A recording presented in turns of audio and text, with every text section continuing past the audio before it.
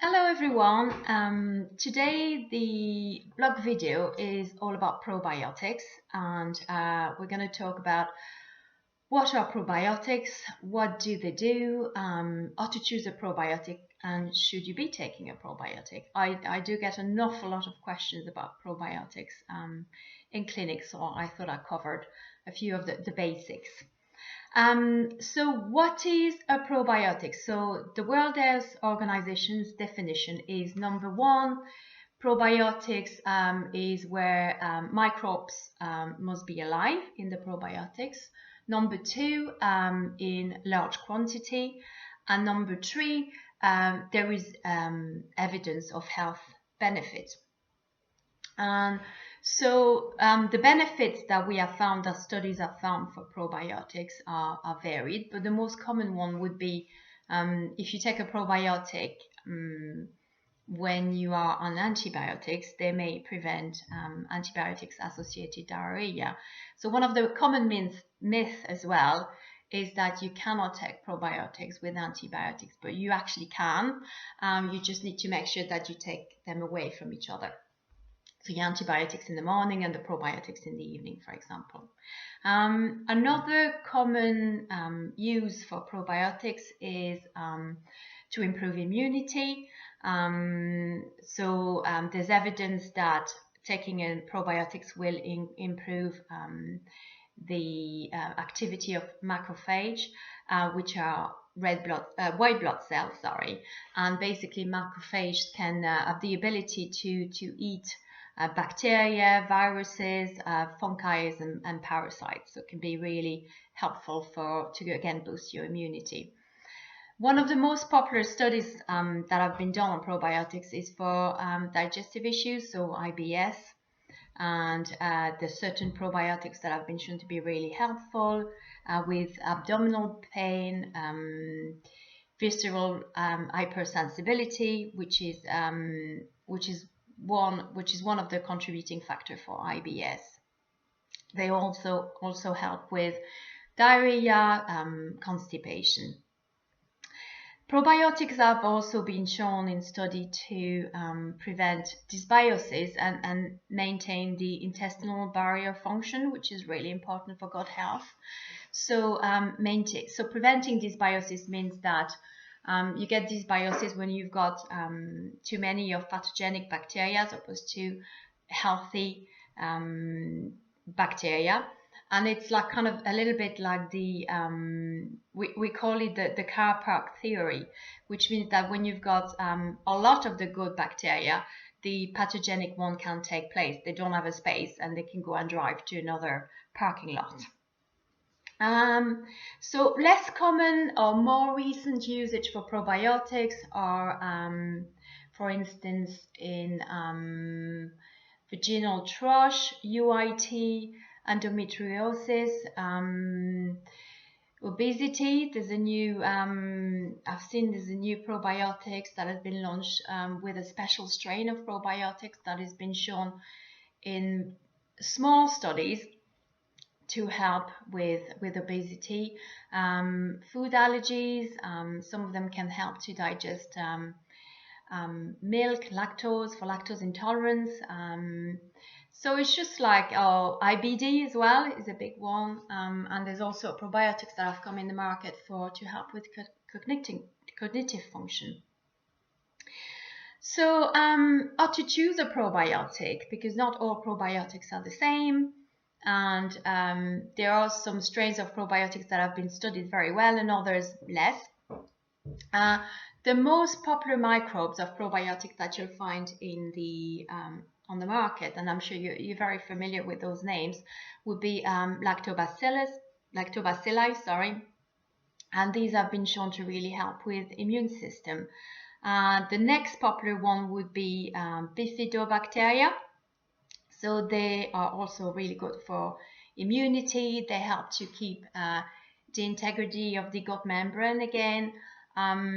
They also have been shown to synthesize vitamins and minerals and amino acids.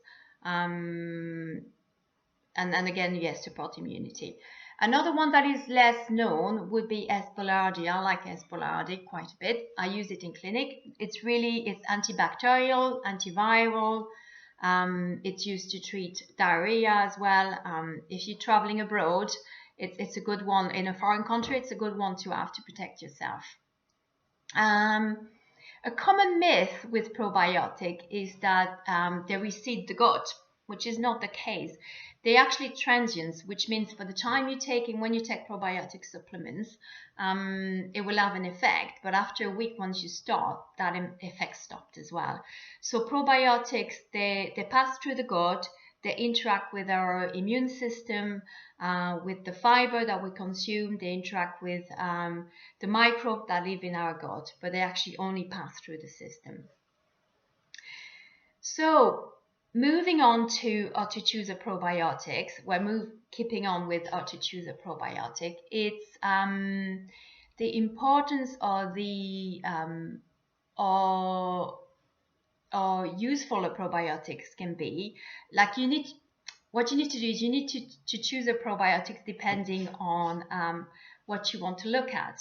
So if you've got IBS, have you got diarrhea, have you got constipation, have you got both? And therefore the strain of the probiotic that you will pick will be different. So the strain is really important, and when you look at a box or a supplement of probiotics, what you need to look at is you need to make sure, for example, here it includes, let's pick here,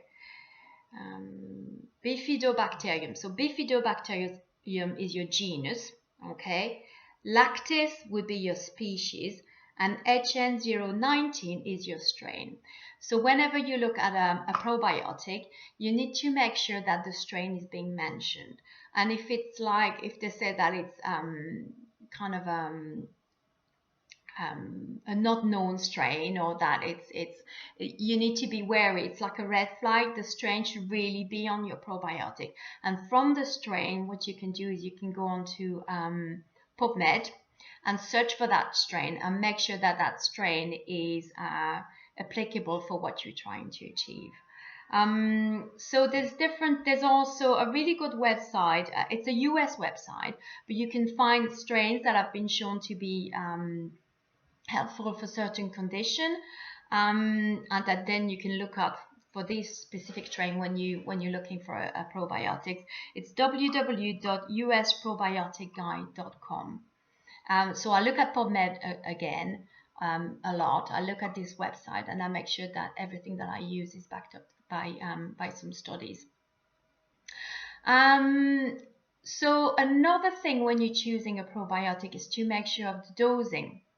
So we use, for probiotics, they use CFU, colony forming unit, to see for the number of viable bacteria in the probiotic, and it needs to be equal to or greater than 10 to the 9 colony forming unit per dose.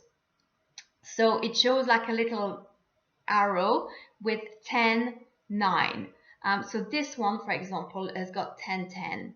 And it's got 50 billion live culture, so it's fine. So that's a good probiotics.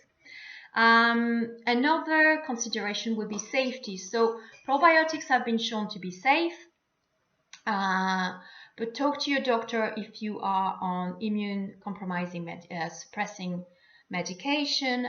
If you've got IBD, they can be useful at some part, not when you are in a flare, but maybe afterwards. And again, you need to look at the strain. So just either consult with your gastroenterologist, nutritional therapist, or your GP if they've got knowledge of probiotics. So should we all be taking probiotics? So my answer is, if you are healthy, if you don't have any digestive problems, my answer would be no. Use food.